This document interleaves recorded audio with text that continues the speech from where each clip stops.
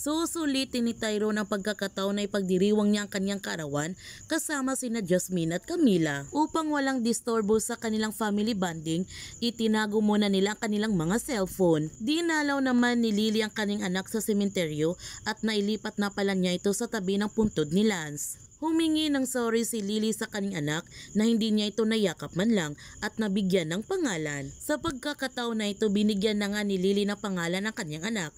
Pinangalanan niya ito ng Daisy. Napanood naman ni Petunia sa balita ang pagsuko ni Patrick sa mga kapulisan at ang paglipat ni Vito sa New Bilibid Prison. Sobrang nagulat si Petunia nung dumating si Iris sa kanyang bahay at nakalaya na pala si Iris sa kulungan. Sinabihan ni Iris si Petunia, alam niya na tinutubuan na siya ng konsensya at susuko na rin siya sa mga pulis. Humingi naman ng sorry si Petunia kay Iris. Ang sabi ni Iris, sige lang sumuko na siya kung gusto niya.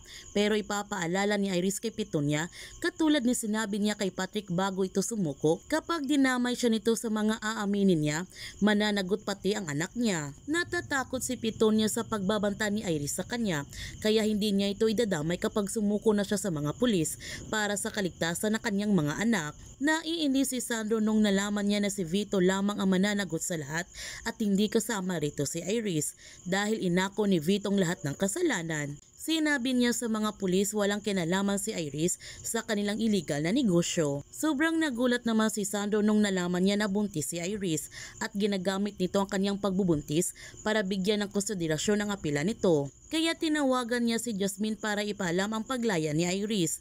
Ngunit hindi sinagot ni Jasmine ang kanyang tawag. Gayunpaman, kinausap muna ni Sandro si Vito bago ito dalhin sa New Bilibid Prison. Sinabihan ni Sandro si Vito ang akala niya na makakalusot si Iris. Ang sabi ni Vito, nakalusot na nga.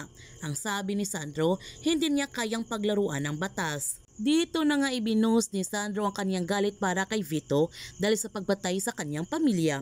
Binugbog niya ito ng husto at wala siyang pakialam kung sasampahan siya ng kaso ni Vito. Sobrang masaya si Tyrone nung kasama niya sina Jasmine at Camila sa kanyang karawan.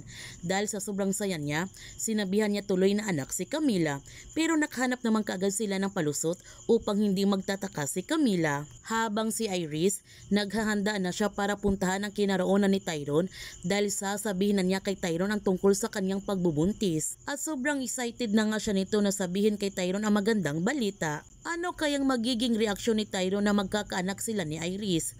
Yan ang ating aabangan sa Lavender Fields. Kung bago ka pa channel ko, don't forget to like, subscribe, and click notification bell para palagi kang updated sa mga videos in-upload ko. Thank you for watching and God bless to everyone.